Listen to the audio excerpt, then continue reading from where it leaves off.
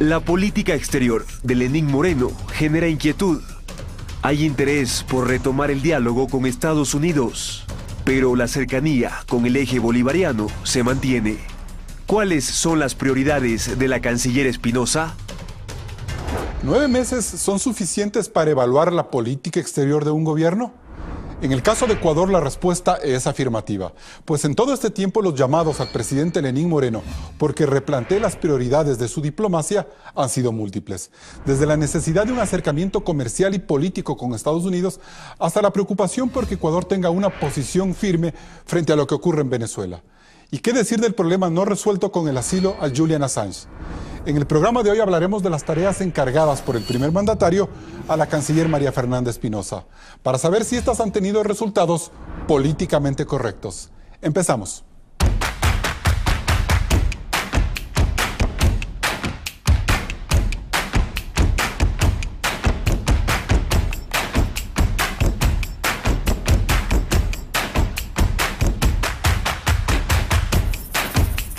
Hoy nos acompañan Lucio Gutiérrez Borbúa, expresidente de la República, coronel retirado del Ejército; José Ayala Lazo, ex canciller de la República y ex alto comisionado de las Naciones Unidas para los Derechos Humanos; y Adrián Bonilla, subsecretario general de Educación Superior, ex secretario general de Flaxo, académico e internacionalista. Bienvenidos a un nuevo programa de Políticamente Correcto. Hoy vamos a hablar de la agenda diplomática del presidente Moreno y si éste ha experimentado cambios con respecto al gobierno anterior, tomando en cuenta que existen visiones ideológicas muy similares. Antes de empezar el diálogo con nuestros panelistas, Claudia Roura nos dirá cómo entender el manejo de la política exterior del presidente Moreno y su canciller. Podemos analizarlo desde el mapa de las embajadas. El gobierno hizo cambios importantes en 3 países estratégicos: España, China y Estados Unidos. A Madrid llegó un embajador de cuota política, amigo cercano del presidente. Es el ganadero Cristóbal Roldán. En China se nombró embajador de carrera a Carlos Larrea. Él estaba en la misión en Bielorrusia, país aliado al correísmo. Y en Washington, luego de que no se extendiera el beneplácito para el exsecretario de Correa, Alexis Mera, se nombró como embajador a Francisco Carrión, ex canciller de la República. En Colombia y Perú se mantienen embajadores de carrera desde el gobierno anterior, y hubo cambios en Argentina y Brasil. En este último país vuelve un experimentado diplomático, Diego Rivadeneira. En Chile está Homero Arellano, cuota política y amigo cercano al presidente. Y a Cuba viajó la ex legisladora de izquierda María Augusta Calle. Venezuela, el país más conflictivo de la región, aún no cuenta con embajador. ¿Qué pasa con los organismos internacionales? En estos espacios, Moreno removió a los funcionarios correístas. En la OEA, Moreno reemplazó a Marco Albuja por el embajador José Valencia. Este cambio se dio el 20 de diciembre, luego de que el expresidente Correa y Ricardo Patiño presentaran en ese foro una denuncia contra la consulta popular. Dentro del sistema de Naciones Unidas, el embajador Diego Morejón se estrena en Nueva York. Y están pendientes los reemplazos de Guillaume Boulogne en Ginebra y Galo Mora en la UNESCO París, que eran cuotas del correísmo. Juan Falconi fue reemplazado por el exministro Diego Aulestia en la Organización Mundial del Comercio. Y a Wilson Pastor le reemplaza Carlos Játiva, diplomático de carrera, en organismos estratégicos como la OPEP. En el Reino Unido, Carlos Antonio Abad continúa como embajador, lo que demuestra la misma política en el caso Julian Assange. Al tiempo que quedó en el limbo la nominación del exdirector del IES, Richard Espinosa, como embajador en Italia. ¿Todos estos cambios alejan a Moreno del correísmo? Bien, gracias Claudia. Embajador José Ayala Lazo, ¿los cambios que hemos visto en las embajadas nos muestran que ya hay una política exterior diferente a la del correísmo? Mire, yo creo que los cambios en buena parte son positivos, porque denotan una voluntad de reorientar la política externa. Pero lo más importante es la definición de la política exterior. Eso hace falta. No hay que olvidar que la diplomacia es el instrumento en virtud del cual o con el cual se ejecuta la política exterior. Pero una política exterior que no sea coherente, bien definida, clara y con metas precisas y fundamentos serios, es una política que al ser ejecutada deja espacios de falta de claridad. El hecho de que haya, por ejemplo, embajadores nuevos, muchos de carrera, ¿no es una garantía de que la política exterior va a ser más coherente? ¿Eso depende de las directrices que dé la canciller y el presidente? Claro, yo creo que eso es un síntoma de que hay una voluntad de cambio. Hay que aplaudir las designaciones en Washington de Pancho Carrión, en Brasil de Rivadeneira, Diego Rivadeneira. Hay que pensar que el Brasil estuvo sin embajador ecuatoriano durante más de un año. Y el Brasil es una potencia Toda la crisis de Dilma Rousseff, ¿verdad? La crisis originada por la designación de Temer a la presidencia. Embajador, ¿qué nos quiere decir este cambio de Francisco Carrión a Washington y de Diego de Rivadeneira a Brasil? ¿Qué mensaje da el presidente Moreno con ello? En palabras del presidente Moreno, eso quiere decir que Pancho va con el mensaje de empezar una negociación de un tratado comercial. No un tratado de libre comercio, sino un tratado comercial que satisfaga las aspiraciones ecuatorianas. Pero, repito, mientras por un lado hay ese mensaje, por otro lado vemos que se emite un documento en la Cancillería que trata de definir la hoja de ruta para los próximos 4 años, en el documento en el que se mantienen las tesis del anterior gobierno en lo tocante a la oposición a los tratados de comercio. ¿Eso irá cambiando paulatinamente? Espero que así sea. El pueblo ecuatoriano está esperando esos cambios, ya ha esperado algún tiempo. El 4 de febrero creo que fue una fecha ideal para anunciar cambios de políticas, de orientaciones generales, pero estamos aún en espera de esa decisión. ¿Y usted, expresidente Gutiérrez, espera cambios en el manejo de la política exterior? ¿Cuál es su lectura frente a un tema que para usted como presidente le resultó muy complicado en un determinado momento de su gestión? Es evidente que el presidente Moreno está demostrando cambios fundamentales, pero en el estilo de gobernar. Ha habido cambios en la política interna, cambios en la política exterior, porque Rafael Correa insultaba, perseguía, satanizaba. El presidente Moreno ha invitado a la unidad nacional, ha invitado al diálogo y eso es positivo, se vive un clima de paz que hay que resaltarlo. Pero en lo profundo, en el modelo sigue intacto al modelo correísta y es el presidente de la República el que debe dictar las políticas generales y los grandes lineamientos estratégicos para la conducción del Estado en todos los campos, en el campo económico, en el campo político, en el campo social, en el campo militar y obviamente en el campo de política internacional. Los ministros hacen lo que dispone el presidente de la República. Ningún ministro puede tomar decisiones estratégicas, grandes decisiones, sin el conocimiento, sin la autorización del presidente de la República. El embajador Ayala Lasso saluda, por ejemplo, la llegada de Francisco Carrión a Estados Unidos. ¿Cómo mira usted ese potencial acercamiento? Usted es una persona que impulsó en un momento determinado un tratado de libre comercio con Estados Unidos. Este se frustró y su gobierno tuvo en algún momento acercamientos con Donald Trump como empresario. Por eso decía, hay un cambio importante en el estilo, pero en la parte fundamental, en el modelo, no hay ningún cambio. Ojalá el presidente de la República, aprovechando, y más que aprovechando, escuchando el clamor del pueblo ecuatoriano, el pueblo votó el 4 de febrero porque se acabe el correísmo, el pueblo votó por no más correísmo, por no más corrupción, por no más impunidad, el pueblo votó por no más persecución, el pueblo votó por un cambio, y se necesita un cambio. Otro concepto fundamental, importantísimo, que tanto la economía como la seguridad interna y externa del país y la política internacional tienen que ser manejadas de manera técnica. ¿Y eso todavía no ve usted? Si se quiere, pragmática, con personas conocedoras, con personas especialistas, no por conceptos ideológicos. Ese es el peor error de los gobiernos, manejar la economía, manejar la seguridad y la política internacional con conceptos ideológicos y lastimosamente el actual gobierno está cayendo en el mismo gravísimo error del presidente. Gracias, señor presidente. Doctor Adrián Bonilla, ahí hay un mensaje del coronel Gutiérrez con respecto a cómo debería manejarse la política exterior. ¿Cómo mira usted, cómo evalúa usted estos primeros 9 meses?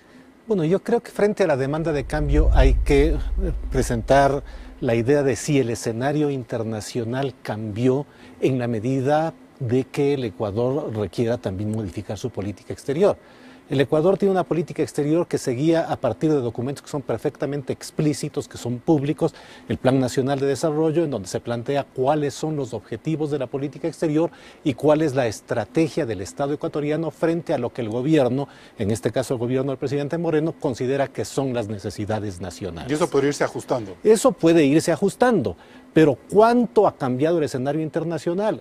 en condiciones como las que requiere un país como el Ecuador, que no es una gran potencia, que es un país pequeño y que requiere mantener estabilidad en varias de sus políticas, sobre todo en la política exterior. Es inevitable que las necesidades nacionales referidas al entorno internacional, combinadas con la forma como los gobiernos conciben esas necesidades, dan cuenta de lo que se presume es la política exterior. La ideología es inevitable. Ahora, todos los gobiernos la tienen. Y en ese sentido, por ejemplo, el cambio más importante que se ha visto en política exterior es la llegada del presidente Donald Trump a los Estados Unidos. Y frente a eso, todo el mundo tiene que tener una estrategia diplomática. ¿Cómo mira usted la construcción de esa estrategia por parte del gobierno ecuatoriano? Primero, con la llegada de Francisco Carrión, y en segundo lugar, con ciertos logros que se han dado, como por ejemplo la ampliación durante 3 años de este sistema general de preferencias, que fue más bien una condición del gobierno estadounidense que una respuesta a una negociación directa de Ecuador. A ver, son varios los elementos de cambio. La llegada de Donald Trump efectivamente lo que hace es denunciar una política proteccionista de los Estados Unidos que no está más abierto que antes, sino menos al comercio internacional.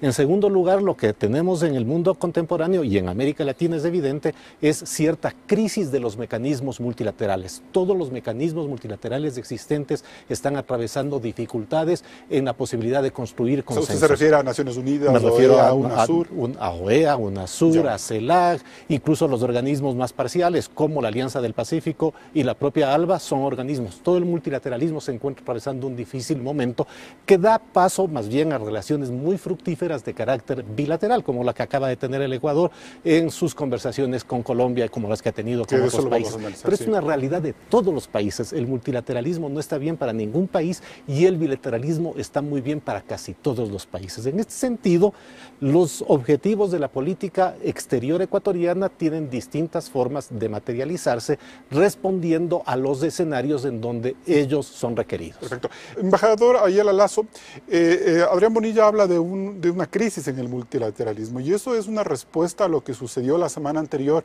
por ejemplo, con la preocupación que hubo en el Sistema Interamericano de Derechos Humanos por la consulta popular. Es verdad que el multilateralismo no está en sus mejores momentos. Sin embargo, para países como el Ecuador, la opción del multilateralismo, llámese este Pacto Andino, llámese Alianza del Pacífico, llámese la Cuenca del Pacífico, es una opción válida y hace bien el Ecuador, uno, en optar por el multilateralismo como primera opción, empujándolo, propiciándolo, tratando de participar en todos esos organismos. Profesionalizando la representación en esos foros, ¿no es cierto? Claro, naturalmente. Con embajadores. Naturalmente. Como José Valencia. Ese es el capítulo al que yo aludía anteriormente. Es decir, la diplomacia es un instrumento.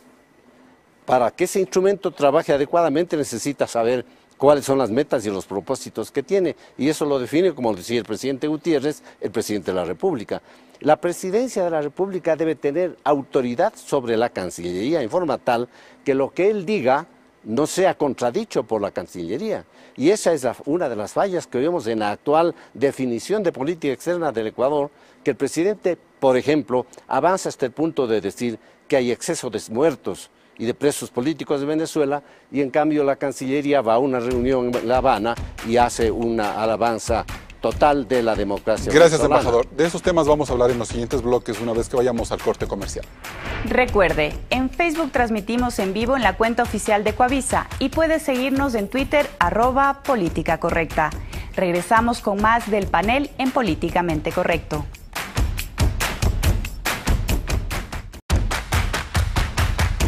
Gracias por seguir en Políticamente Correcto. Como usted sabe, todos los domingos a las 10:30 por Ecuavisa y también a través de nuestra señal en Facebook. Doctor Adrián Bonilla, el atentado del 27 de enero en San Lorenzo marcó una realidad a la que no estábamos acostumbrados, a la posibilidad de que exista terrorismo directo en Ecuador. Y la reunión que tuvo esta semana el presidente Moreno con el presidente Santos, a muchos sectores les ha parecido como coherente, interesante, en el sentido de que se vuelven a compaginar los dos países para hacer un patrullaje en la frontera. ¿Usted cree que hay un cambio de política ya más práctica en estos temas fronterizos de lo que sucedía con el presidente Correa, por ejemplo? Creo que la política es más explícita en el sentido de que permite operaciones de seguridad más flexibles entre los dos países. Pero no podemos olvidar de que nunca terminó ni dejó de existir la cooperación en materia de seguridad con la República de Colombia, porque los dos países están enfrentando un fenómeno de carácter transnacional en términos de delincuencia y también en términos Luego de la tráfico crisis de Angostura se enfrió, pero se volvió a reactivar con el mismo presidente Santos. Se volvió a reactivar, pero ni siquiera durante la crisis de Angostura se llegó al punto en que fue nula la cooperación en materia de seguridad entre los dos países. Entonces no hay nada nuevo ahorita. Hay la intención de que esto sea más intenso, más flexible, más abierto, más cooperativo, porque existen menos suspicacias entre las fuerzas de seguridad de los dos países y entre las presidencias de los dos países, y porque las necesidades son distintas. El momento actual se caracteriza por acciones delincuenciales de carácter organizado, mientras que las relaciones del presidente Correa con Colombia se caracterizaban por la presencia de una fuerza política de carácter ilegal que ejecutaba acciones armadas. La naturaleza del fenómeno es distinta, la violencia puede ser la misma. ¿Usted cree que lo que ocurrió en San Lorenzo es consecuencia de las políticas de seguridad que implantó el gobierno anterior? Por ejemplo, haber dado fin a la polémica base de Manta, haber vuelto que los patrullajes y la soberanía en este control sean ecuatorianos 100%. De ninguna manera. ¿Cómo entender eso? La base de Manta representaba, desde mi punto de vista, más bien un peligro a la seguridad ecuatoriana. Era innecesaria, nunca fue extraordinariamente eficiente y más bien hacía del Ecuador un blanco propicio para fuerzas opositoras. ¿Pese a que mucha gente diga que se quedó descuidado el Pacífico? El Ecuador, sin la base de Manta, mantuvo capacidades lo suficientemente intensas y operativas como para controlar este fenómeno mejor que los dos países limítrofes. La base de Manta era una ficción en términos de significar cualquier apoyo, y era de alguna manera un reto a la seguridad nacional del Estado y una ruptura absoluta con las tradiciones de manutención de la soberanía en el Ecuador, incluso previas al presidente Correa y previas al presidente Maguad. Bien, expresidente Gutiérrez, ¿hace falta la base de Manta? Adrián Bonilla dice que no. A ver, nuevamente ecuatorianos, los errores garrafales cometidos por Rafael Correa, cometidos por otros gobiernos extremistas, por otras tiranías que actualmente existen en América Latina, es porque manejan la economía, la seguridad interna y externa de nuestros países y la política internacional con conceptos ideológicos, y eso no debe ser. Por encima de la ideología del presidente de turno están los grandes intereses nacionales, está la seguridad de nuestros ecuatorianos. No se puede adaptar esos intereses nacionales a la ideología del presidente de turno. Debe ser al revés. La ideología del presidente de turno debe adaptarse a esos grandes lineamientos estratégicos, a las políticas nacionales, a los objetivos nacionales permanentes. Yo me acuerdo cuando usted era presidente de la República y manejaba las relaciones con Colombia, y no me dejará mentir Adrián Bonilla, había muchas críticas porque más bien esa línea de pragmatismo que usted dice implementar se confundió con un mensaje de sometimiento a las prioridades y a las tesis de Álvaro Uribe.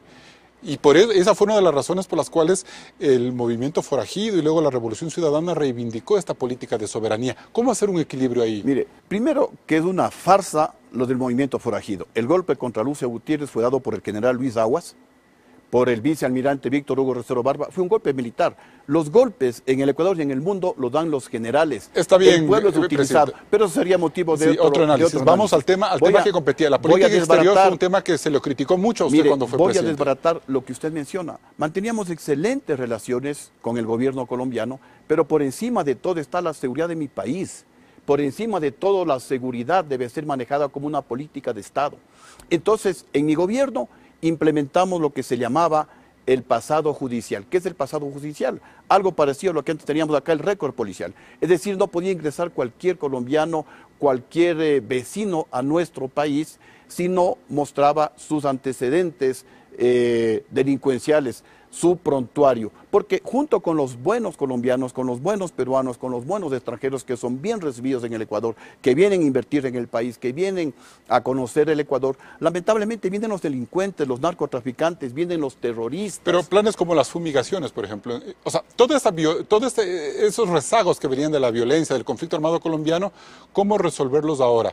¿Usted cree que el presidente Moreno se está imponiendo en unas estrategias similares a las que usted implementó cuando era presidente? ¿O qué está pasando ahí? Mire, lo que tiene que hacer el presidente Moreno es todo lo contrario que en política internacional y en materia de seguridad hizo Rafael Correa. Rafael Correa tuvo una política permisiva con los carteles de la droga, con los grupos terroristas. Por eso es que Rafael Correa intencionalmente compró radares chinos que no servían para nada, para dejarnos en indefensión a los ecuatorianos, para que las narcoavionetas se paseen en el Ecuador como en su casa. Y por eso está preso Galo Lara, porque Galo Lara denunció este negociado del gobierno de Rafael Correa. ¿Con qué objetivo? Con el objetivo de que la guerrilla se implante aquí en el Ecuador. Así es. Rafael Correa y algunos dijimos, está bien, no renovó el acuerdo para que los norteamericanos, desde la base ecuatoriana de Manta, refuercen la lucha que el Ecuador hacía contra el narcotráfico, contra el terrorismo.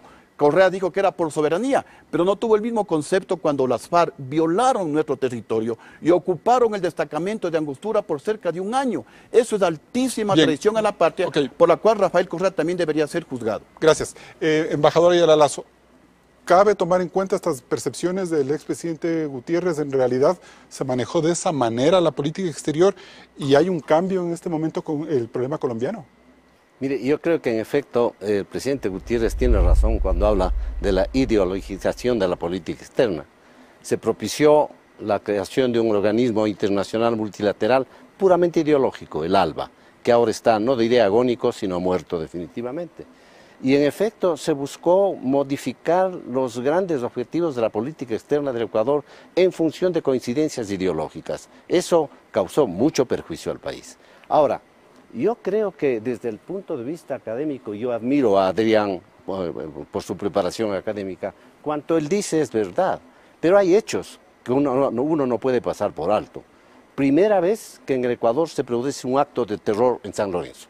Eso es una realidad. Y esa realidad obedece a causas, y esas causas están vinculadas a una cierta permisividad con el asunto del tráfico de drogas, porque en el fondo de estas materias hay un interés económico para financiar tanto los grupos ideológicos como los grupos de delincuencia común que están pululando en Colombia y que ahora parecen que están llegando al Ecuador cada vez masivamente. ¿Pero para eso servía la base de Manta? Bueno, muchos dicen, he leído hace poco la declaración de un general que fue jefe del Comando Conjunto, que decía que la base de Manta impidió la proliferación de este tipo de actividades. El análisis de futurismos o de posibilidades teóricas o hipotéticas nos puede llevar a cualquier parte. Pero la realidad es que ahora hay un acto de terror y el gobierno tiene que tomar medidas para que eso no se repita. Bien, nos vamos a un nuevo corte comercial. Sigue en Políticamente Correcto. ¿Por qué Ecuador mantiene a Julian Assange en la embajada en Londres? Un análisis políticamente correcto. Volvemos enseguida.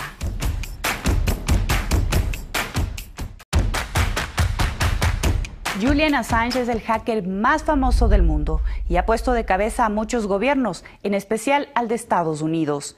Desde el 2012 está en la Embajada de Ecuador en Londres. ¿Por qué permanece ahí? Se lo contamos en el siguiente video. Julian Assange, a sus 20 años, ganó fama de hacker al filtrar información de una empresa de Canadá.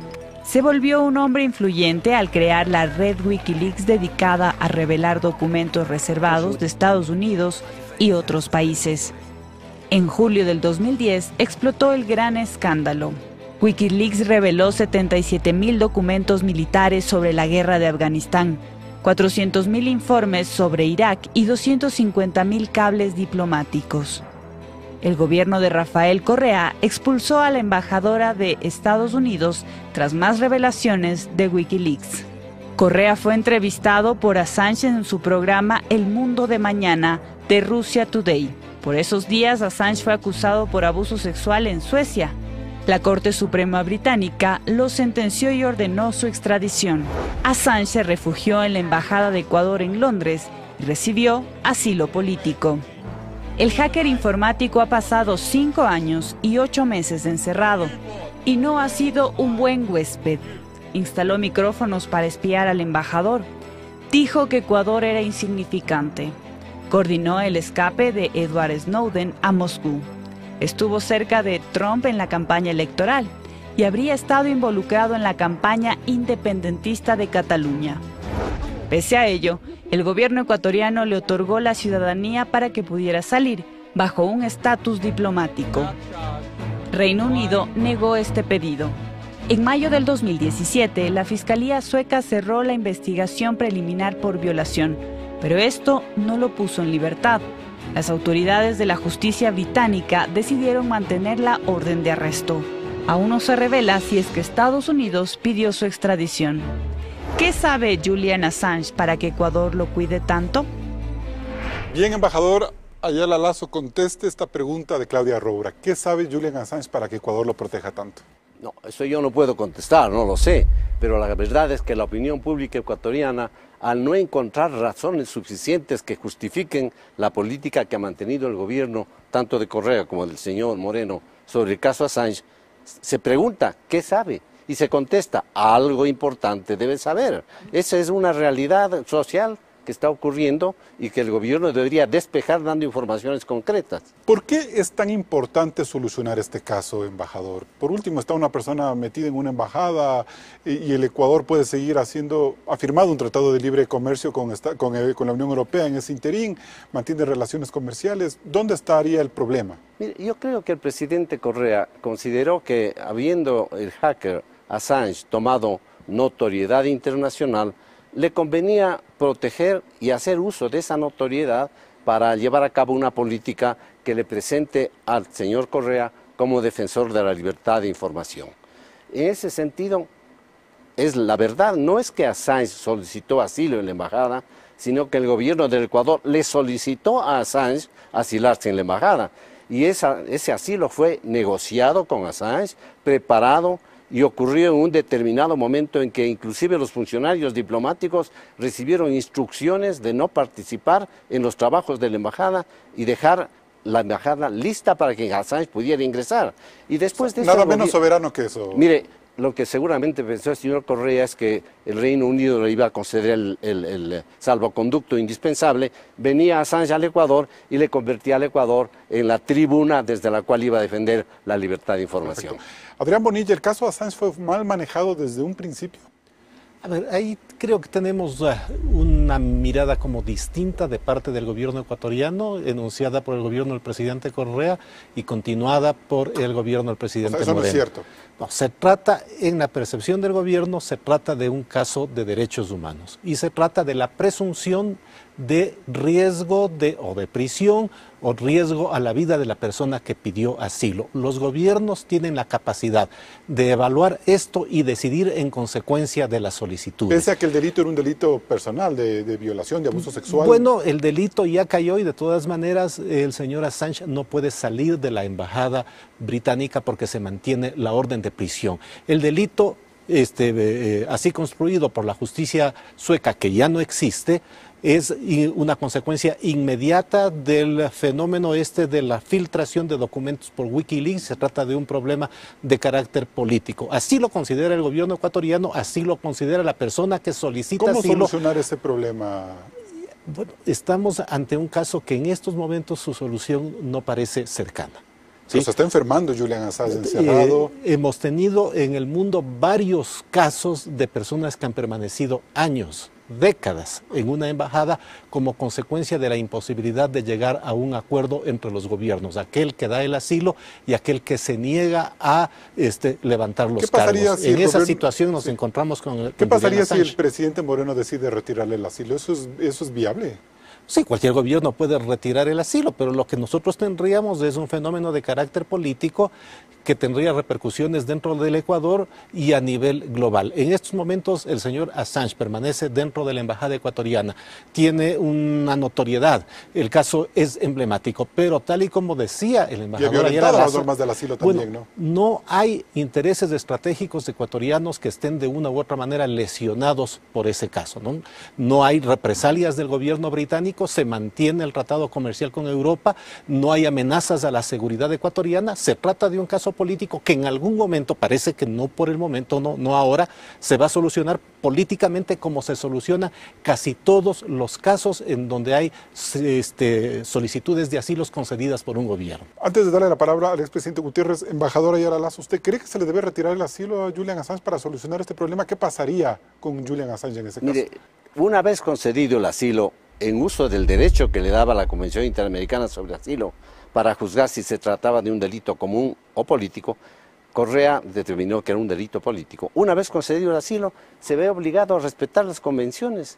No hay razón alguna de fondo jurídico que le obligue a dar por terminado el asilo. Pero, en cambio, las convenciones mantienen también un principio fundamental. El asilado tiene que actuar de tal manera que no intervenga en política interna del país asilante ni cause perjuicio.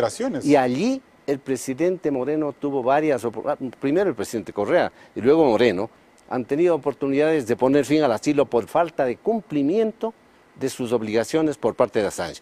Pero lo que dice Adrián es muy cierto. Ahora Assange es un caso emblemático a nivel mundial. Tenga o no tenga razón el Ecuador, el momento en que dé por terminado el asilo el Ecuador va a tener que pagar un precio político interno y externo bastante alto. ¿Qué precio político se puede pagar de manera interna con este caso si se le retiraría el asilo, expresidente? Mire, nuevamente los gobiernos deben tomar decisiones en función de sus altos intereses nacionales. Y antes de contestar esta pregunta, yo quisiera también contestar la pregunta anterior. ¿Por qué Rafael Correa le asiló o negoció el asilo con Julian Assange? Porque Assange sabe mucho, porque Assange es un hacker y porque las elecciones ecuatorianas han sido cuestionadas. Nosotros, Sociedad Patriótica, presentamos una denuncia formal con miles de pruebas de fraude electoral en las elecciones del 2009 por las cuales Rafael Correa ganó la presidencia. Nosotros presentamos una segunda denuncia de fraude electoral en las elecciones del año 2013 porque fueron manipuladas. Y también pues Assange sabe mucho y la respuesta podría estar, por ejemplo, por aquí. Esto se publicó en función de los cables de Julian Assange. El título dice: fondos de Venezuela y de las FARC en campaña de Correa, en campaña de Rafael Correa. Es decir, fondos del narcotráfico, fondos del terrorismo internacional en la campaña de Rafael Correa. Aquí hay otra publicación de Julian Assange. Chávez financió derrocamiento de Gutiérrez en Ecuador. Él sabe mucho. Esto se publicó en un periódico de Quito, en el periódico El Universo. Un mosaico peligroso hubo en el golpe en contra de Lucio Gutiérrez, compuesto por el financiamiento del gobierno de Venezuela, por las FARC. Recordemos que en mi gobierno capturamos a algunos líderes de las FARC, entre ellos a Simón Trinidad, y las FARC juraron vengarse contra mi gobierno. ¿Eso quiere decir que hay un chantaje de Julian Assange hacia el gobierno de Moreno y al gobierno de Correa? Lo que estoy diciendo, como todos conocemos, que Julian Assange sabe mucho. Entonces hay un afán de proteger a Julian Assange, porque no hay otra forma de entender cómo se pueden ir contra los intereses nacionales. ¿Cuáles son los intereses nacionales que se violentan con el asilo de Julian Assange? ¿Hay el derecho soberano de conceder asilo, expresidente? Mire, la política internacional en términos generales debe ser la de tener las mejores relaciones diplomáticas y de toda índole con todos los países democráticos del mundo en primera instancia, pero con prioridad con nuestros países vecinos, Perú y Colombia, con los países latinoamericanos y con los países con los cuales el Ecuador tiene intereses comerciales, como por ejemplo la Unión Europea. Estamos en conflicto con España, pero estamos en conflicto con España. Como por ejemplo los Estados Unidos, estamos en conflicto con los Estados Unidos. Como por ejemplo con el Reino Unido, estamos en conflicto con el Reino Unido. Estuvimos en conflicto con Suecia, estuvimos en conflicto con Australia, que son países del primer mundo, que son países que inciden en los mercados internacionales. Perfecto. Y los únicos, y con esto termino, que deben ser permanentes, son los intereses del Ecuador. Y esos intereses son los que hay que defender, no los intereses ideológicos del presidente de turno. Ese es el gravísimo error cometido por Correa y por otros presidentes de esa naturaleza. Adrián Bonilla, tiene un minuto. No estoy seguro de que, los intereses del gobierno ecuatoriano enunciados por el gobierno son proteger los derechos humanos. Estos están en la Constitución, están en todos los documentos, forman parte de la tradición de política exterior del Ecuador. Sobre la base de esos intereses, que son intereses nacionales, que son valores nacionales, que son valores latinoamericanos, el gobierno ecuatoriano evaluó el caso y concedió asilo a Julian Assange. Y no estamos en conflicto ni con la Unión Europea, ni con los Estados Unidos, ni siquiera con el Reino Unido y mucho menos con España. No, estamos con relaciones armónicas. Este caso, a pesar de que él es un foco de inestabilidad por sus declaraciones, por su trabajo. No es un foco de inestabilidad, se presentan situaciones ocasionalmente, pero la relación estructural del Ecuador de armonía con todos los países que mencionó el expresidente Gutiérrez se mantiene armónicamente. El caso Assange no ha lesionado en forma grave de ninguna manera los intereses nacionales ecuatorianos. Bien, y con estas reflexiones nos vamos a un siguiente corte comercial. La crisis en Venezuela parece no tener fin. Varios gobiernos de la región buscan una salida, pero ¿cuál será la políticamente correcta? Es un tema de análisis de este debate. No se desconecte.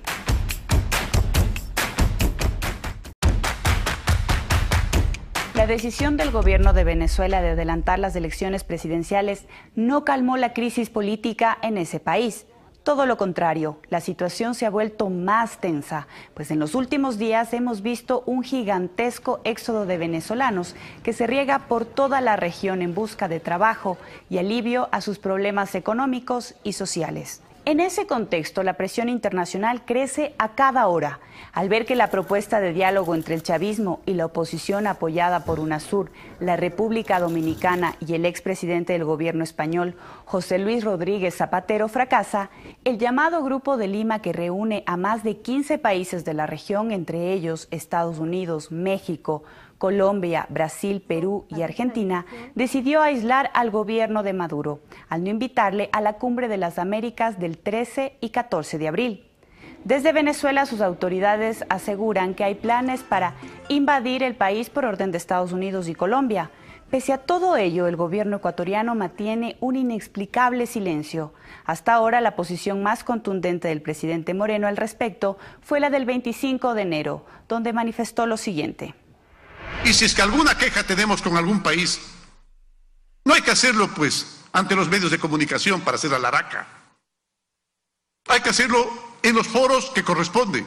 Naciones Unidas, OEA, UNASUR. Ahí hay que denunciar la falta de democracia que estamos sintiendo en algunos países. El exceso de muertos que ya nos está preocupando. El exceso de presos políticos que nos preocupa también. Bien, expresidente Gutiérrez, usted como exmandatario ha sido un crítico permanente del gobierno de Chávez y de Maduro. ¿Qué debería hacer el presidente Moreno frente a esta situación? El presidente de la República debería alinearse con la mayoría de gobiernos democráticos que están seriamente preocupados por la crisis, ya no solamente política, ya no solamente de corrupción, ya no solamente de vínculos con el narcotráfico, me refiero al gobierno de Nicolás Maduro, sino con la crisis humanitaria. Y es un problema social. Ahí se le acusa, es un problema social gravísimo. Y aquí la gran contradicción del actual gobierno. Por un lado dice que protege a Julian Assange por sus derechos humanos. Y acá, ¿y dónde están los derechos humanos de los 40 venezolanos que murieron asesinados por las balas del gobierno de Maduro? ¿En dónde están los derechos humanos de los cientos de miles de venezolanos que en una diáspora están saliendo de Venezuela y están llegando al Ecuador, a Colombia? ¿Qué acciones debe tomar el presidente Moreno? El presidente Lenín Moreno, en primer lugar, no debe hundirse con países como Cuba, como Nicaragua, que siguen defendiendo a Nicolás Maduro. ¿Unirse o hundirse? No debe unirse y luego hundirse, porque son los únicos países que están protegiendo a un gobierno sanguinario.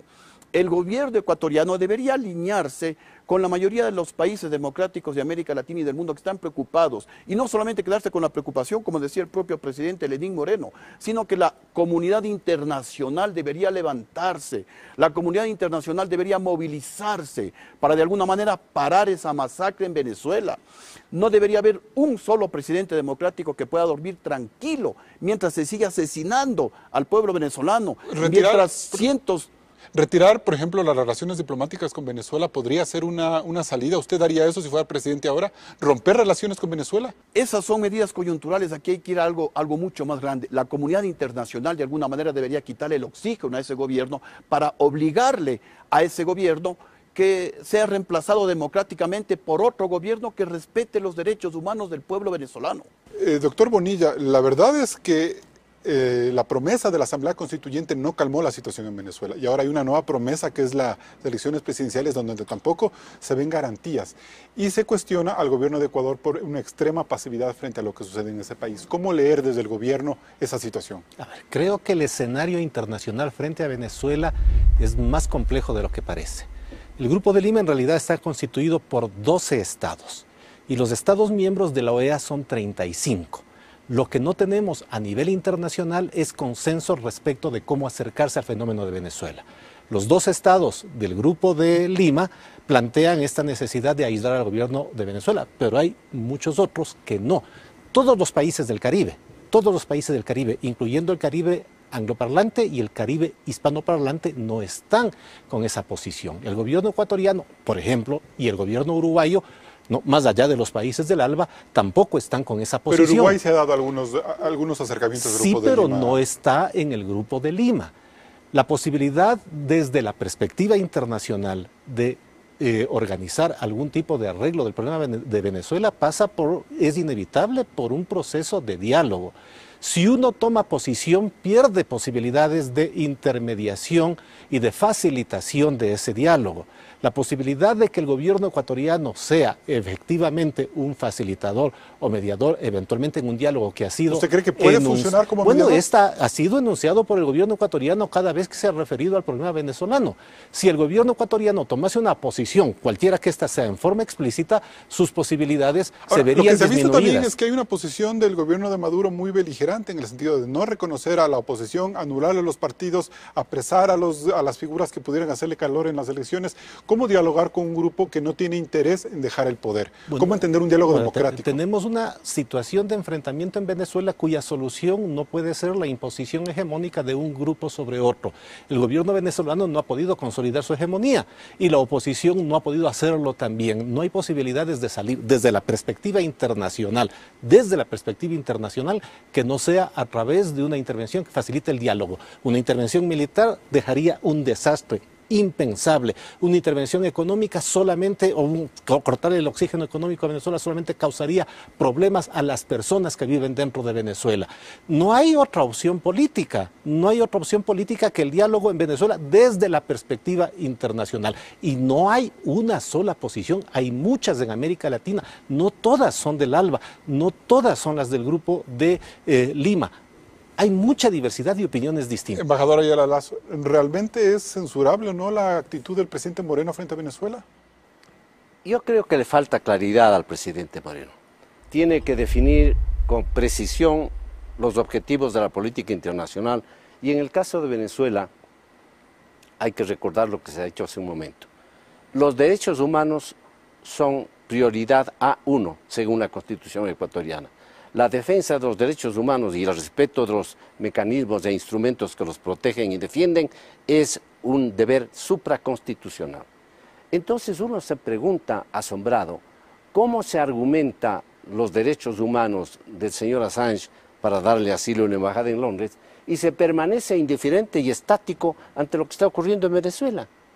Yo creo firmemente que la intervención internacional, según la doctrina Roldós, para proteger los derechos humanos, no debe ser considerada una intervención indebida en los asuntos internos de un Estado.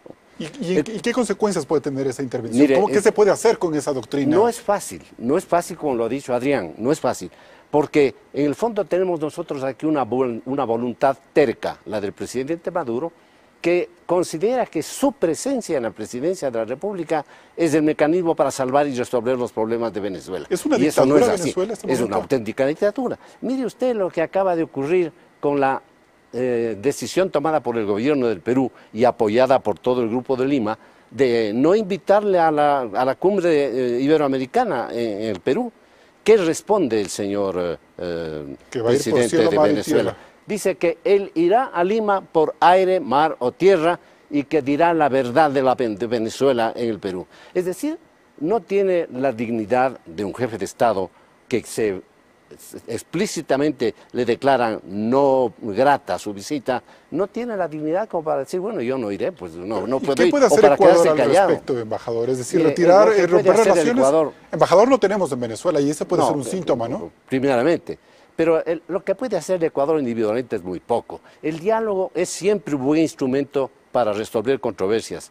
Pero estamos viendo con claridad que el diálogo multilateral propiciado en las reuniones de Santo Domingo ha fracasado rotundamente por la terquedad del gobierno venezolano. De modo que insistir teóricamente en el diálogo es no hablar políticamente. Y ese problema es un problema político. Es un problema político, lamentablemente, al persistir sin solución, da lugar a que alguien con fiebre espero que nunca se llegue a realizar, empiece a pensar en una intervención militar. Esa sería una catástrofe para América ¿Usted cree que Latina. actitudes como la de la canciller María Fernanda Espinosa son las adecuadas frente al problema de Venezuela? ¿Está muy limitada para liderar esta ofensiva diplomática y política? Yo creo que la canciller Espinosa ha demostrado lamentablemente que para ella cuentan más las afinidades ideológicas. Le defiende a ultranza al señor Moreno, considera que el gobierno de Venezuela es una democracia activa y pujante. En consecuencia, ¿cómo puede llevarse a cabo una política internacional, además del problema básico, que es esa posición de la señora María Fernanda Espinosa, no parece corresponder a las declaraciones del señor presidente Moreno? ¿Usted lo entiende así, Adrián Bonilla? Un minuto para darle el tramo final al expresidente. Bueno, yo entiendo y coincido con el embajador, es muy poquito lo que un país como el Ecuador puede hacer. Y la única posibilidad de que el problema venezolano pueda solucionarse a partir de una intervención de la comunidad internacional que pueda poner a conversar a las partes en Venezuela, porque la existencia del chavismo y del gobierno del presidente Maduro es una realidad, como es una realidad la existencia de la oposición. La confrontación entre estas fuerzas no ha llevado por buen camino y ha destrozado a Venezuela. ¿Y el papel de María Fernanda Espinosa? El papel de la canciller es de enunciar la política exterior del Ecuador, más allá de la personalidad. Así no coincidan con las versiones del presidente Moreno. Bueno, no ha habido ningún tipo de desautorización del presidente Moreno a la Cancillería. ¿Eso qué quiere decir, coronel Gutiérrez? Que definitivamente el tiempo para el diálogo se terminó, porque es un pueblo que está sufriendo, son millones de venezolanos que están sufriendo ante la impasividad internacional. La comunidad internacional debe de alguna manera ponerle plazos al presidente Maduro, sentarle a negociar, ¿y si no los cumple? adelantar, por eso debe ponerle plazos, me refiero a la comunidad internacional, debe decirle o dialogas aislamiento económico, intervención militar. Sí, hay que ver toda una gama de acciones para solucionar el problema. Esto es un nudo gordiano, hay que romperlo. ¿Así sea con intervención militar? No, pero debemos tener todas las posibilidades de acción de la comunidad internacional para solucionar democráticamente el problema de Venezuela. ¿Cuál podría ser esa solución? Adelantar elecciones democráticas con la presencia de delegados de la OEA, de Naciones Unidas. Pero sin partidos de oposición, pues. Digo, democráticas, con Perfecto. la participación de todos. Le doy 10 segundos nada más, sí. 10 segundos. Hay que tener en cuenta que la fiscal general de la Corte Penal Internacional ha considerado que la situación de Venezuela es tan dramática que va a iniciar un análisis de la eventual violación comisión de crímenes contra la humanidad en Venezuela. Y eso es muy grave. Nos vamos a un corte comercial.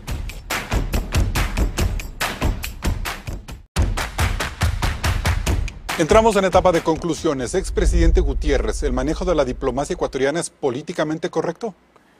El manejo de la política ecuatoriana no es o no está políticamente correctamente manejada, disculpe la redundancia, porque el presidente Lenín Moreno lo que debe hacer es que tanto en política económica como en materia de seguridad y en política internacional debe actuar de manera técnica, con personas que conozcan sobre cada una de las materias, con pragmatismo si se quiere, defendiendo el alto interés nacional y no tomando decisiones ideológicas. Por eso es que hemos fracasado rotundamente, sobre todo en materia económica, y también hemos tenido serios tropiezos en política internacional. Debemos volver a defender los grandes objetivos permanentes nacionales y de esa manera pues uno tiene menos posibilidades de equivocarse. Adrián Bonilla. Bueno, la política exterior del Ecuador responde a las necesidades así enunciadas por los documentos nacionales que están en el Plan Nacional de Desarrollo y que están en todos los documentos públicos del Estado. Es una política que de una u otra manera se levanta sobre esas necesidades. Todas las necesidades nacionales de todos los gobiernos se construyen sobre la base de creencias, de valores y de ideologías. El gobierno del presidente Moreno no está exento de ideología. La población sabía qué ideología practicaba él cuando votó por él, como todos los presidentes de todos los países del mundo. Y eso determina cuáles son las prioridades. Me da la impresión a mí que en su conjunto la política exterior ecuatoriana mantiene en estos momentos un escenario de relaciones armónicas con prácticamente todos los países del mundo y sobre todo con aquellos que son sus socios clave en términos comerciales, en términos políticos, en términos estratégicos y en términos de seguridad. Embajador Ayala Lazo, ¿qué es lo políticamente correcto? Lo políticamente correcto y moralmente plausible sería definir una política exterior exclusivamente en función de los intereses nacionales, entendiéndose por intereses nacionales no un egoísmo nacionalista, sino una concepción clara de que el país tiene derechos que defender, el pueblo ecuatoriano tiene aspiraciones que el presidente debe facilitar que se cumplan, y el Ecuador se encuentra dentro de un contexto de naciones con las cuales debe mantener la mejor relación posible. Por otro lado, si es que se define claramente esa política internacional, hay que coordinarla para que todos los órganos del Estado practiquen esa política internacional o sigan esa orientación de la política. Y finalmente, yo estoy seguro que la profesionalidad del Servicio Exterior ecuatoriano una vez más se comprobará como un instrumento apto y adecuado para poner en práctica lo que el presidente defina dentro de ese ámbito constitucional. A lo largo del programa hemos identificado los aciertos y las frustraciones de estos 9 meses de política exterior. Y como sucede con el resto de carteras del gobierno, los cambios aquí también son sutiles. Es verdad que el mensaje de apertura y tolerancia que imprime el presidente Moreno permitirá al Ecuador reconstruir sus relaciones con países con los que podremos diversificar nuestro comercio y alinearnos con las causas más justas de la política multilateral. Sin embargo, el gobierno mantiene silencios inexplicables frente a realidades como la venezolana, donde se ha destruido la democracia y la calidad de vida de millones de personas. Esto significa que para nuestra diplomacia los acuerdos ideológicos todavía tienen un peso importante. Hasta el próximo programa. Aquí concluimos este programa sobre la política exterior del presidente Lenín Moreno. La próxima semana volvemos con más análisis de la coyuntura nacional. Nos vemos el domingo, 10:30 por Ecuavisa.